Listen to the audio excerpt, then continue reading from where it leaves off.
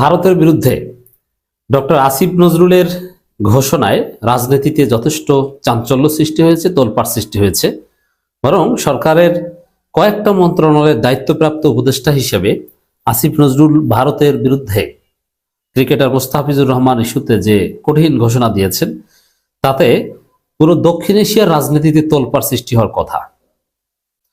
কারণ আসিফ নজরুল যা বলেছেন, একজন দায়িত্বপ্রাপ্ত মন্ত্রী হিসেবে এর চাইতে বলাটা কঠিন। মোস্তাফিজুর রহমান ইস্যুতে বাংলাদেশের উপর মিথ্যা অভিযোগ দিয়ে ভারত যা করেছে, এটা বাংলাদেশের সাথে যুদ্ধে জড়ানোর আলামত। যেমনটা যুক্তরাষ্ট্র বলেছিল যে WMD weapon of mass destruction আছে, সাদ্দামের কাছে ইরাক আক্রমণ করো। যেমনটা বলেছিল যে আফগানিস্তানে লাদেন আছে, আফগানিস্তানে ইনভেড করো। যেমনটা এখন ট্রাম্প বলছে যে ভেনেজুয়েলা যুক্তরাষ্ট্রে মাদক পাঠায়, এই করে সেই করে, একদম ব্যক্তিগত ঘুমানোর রুম থেকে ঘুমে থাকা অবস্থায় স্ত্রী সহ ভেনেজুয়েলার প্রেসিডেন্ট মাদুরোকে ধরে আনো এবং আনা হয়েছে।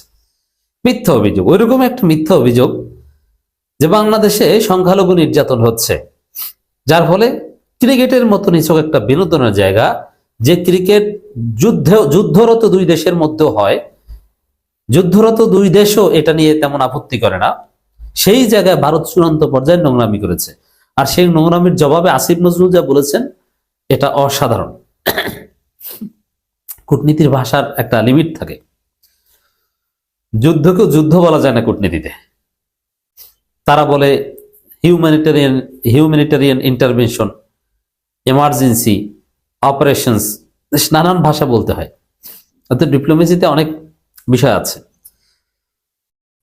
অতএব আসিফ নজরুল যেটা বলেছেন, এটা অত্যন্ত তাৎপর্যপূর্ণ। আমি আসছি সেদিকে কি বলেছেন বিশ্লেষণ করব। তবে আমাদের উদ্বেগের জায়গাটা বলেনি।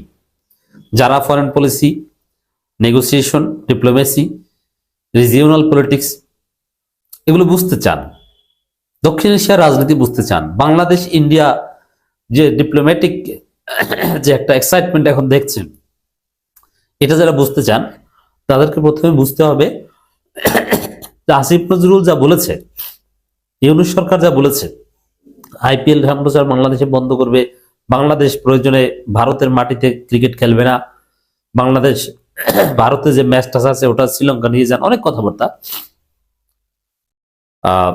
এত কিছু বললেও দিন শেষে তারেক রহমানের কারণে ইউনূস সরকার প্রতিবেশীদের বিরুদ্ধে ব্যর্থ হচ্ছে। মানে ভারতকে তেমন কিছু করতে পারছে না তারেক রহমানের কারণে। ওদিকে ভারত তারা স্পষ্ট করে দিয়েছে, ইউনূস যতই লাফালাফি করুক, জয়শঙ্কর সর্বশেষ এটা বলেছে, লাভ নেই, নির্বাচিত সরকার আসলে সব স্বাভাবিক হবে, তার আগে সম্পর্ক স্বাভাবিক হবে না, এটা ভারত বলে দিয়েছে। তাদের ভারতের অবস্থান একদম যুক্তরাষ্ট্রের মতো ঘাট। তারা কোনো আন্তর্জাতিক আইন মানবে না, মানবাধিকার মানবে না, জাতিসংঘ মানবে না, কেউ কিছু বলবে না। একটা বিবৃতি দিয়ে, যেমন রাশিয়া কড়া প্রতিক্রিয়া জানিয়েছে, চীন প্রতিক্রিয়া জানিয়েছে, তোর প্রতিক্রিয়া নিয়ে দুয়ে পানি খা। সভরেন ন্যাশন স্টেট কনসেপ্ট পৃথিবীতে এখন আর এক্সিস্ট করে না মাদুরীকে ধরে আনার মাধ্যমে।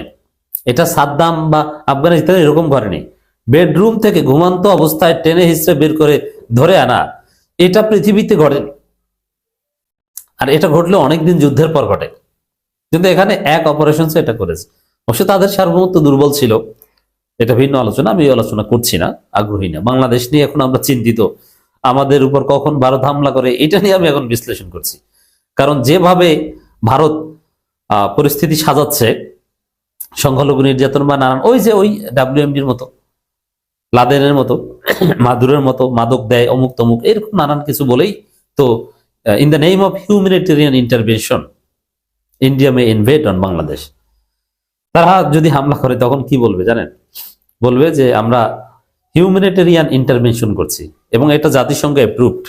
আমি এখন সেই জাতিসংঘের কোন ধারায় কি হিউম্যানিটেরিয়ান ইন্টারভেনশন আছে, আপনি অন্য একটা দেশের সভরেন্টি সারপাস করে invade military intervention, military operation launch করতে পারেন কোন যুক্তিতে? হিউম্যানিটেরিয়ান ইন্টারভেনশন, যে অমুক দেশে মানবাধিকার লঙ্ঘন হচ্ছে। এবারে ভারত এইটাই বলছে, বাংলাদেশে সংখ্যালঘু নির্যাতন হচ্ছে, এটা কোন একটা বিশেষ সম্প্রদায়ের উপর যদি এথনিক মাইনরিটি বা কোনো রিলিজিয়াস গ্রুপের কারণে যদি তার বিশ্বাসের কারণে তাকে নির্যাতন করা হয়, এটা মানবাধিকার লঙ্ঘন, ভয়াবহ মানবাধিকার লঙ্ঘন। এবং এই ধরনের লঙ্ঘনের বিরুদ্ধে মিলিটারি ইন্টারভেনশন, কালেকটিভ সিকিউরিটি নেওয়ার বিধান আন্তর্জাতিক আইনে আছে। এজন্য যুদ্ধ কিন্তু আন্তর্জাতিক আইনে বৈধ। এজন্য দেখবেন যে যুদ্ধ যারা করে, যুক্তরাষ্ট্র যত যুদ্ধ করে, জাতিসংঘ একটা যুদ্ধকে অবৈধ বলেছে না। তারা অনেক সময় জাতিসংঘ সিজফায়ারের চেষ্টা করেছে, কিন্তু কোন যুক্তিতে যুক্তরাষ্ট্র দানাই ফানাই করে বৈধতা দেয়? তারা বলে আমরা মানবতার জন্য যুদ্ধ করি, মানুষ মারি মানুষ বাঁচানোর জন্য। এটা নিয়ে অনেক আলোচনা আছে, যারা ইন্টারন্যাশনাল রিলেশন পড়েছেন তারা এগুলো বুঝেন। আমি পড়েছি এবং পড়িয়েছি, আই নো দ্যাট। আমি সেই একাডেমিক আলোচনা এখানে যাচ্ছি না। তো এখানে ভারত বাংলাদেশের সার্বভৌমত্বকে মোটেও বলছে না। আর এখন যে পরিস্থিতি, এটা তারেক রহমানের কারণে। কারণ ভারত তারেক রহমানের সাথে আন্ডারস্ট্যান্ডিং এসেছে। জয়শঙ্করের নিয়মিত কথা হয়, জয়শঙ্কর 40 মিনিট মিটিং করে গেছে। আবার ভারতের যত এজেন্সি আছে বাংলাদেশে, ভারতপন্থী যত সংস্থা আছে, এনএসআই বলেন আর ওয়াকার রিলেটেড যা বলেন ডিজিএফ, এরা তারেক রহমানের অফিসে বসে ঘন্টার পর ঘন্টা মিটিং করে, কেউ কিছু বলতে পারে না। আপনি চিন্তা করেন, একটা গোয়েন্দা সংস্থার প্রধান তারেক রহমানের সাথে মিটিং করে। এর আগে পুলিশের বা প্রশাসনের বিভিন্ন জন করেছে। কোন রাজনৈতিক দল একটা টু শব্দ করতে পারে না।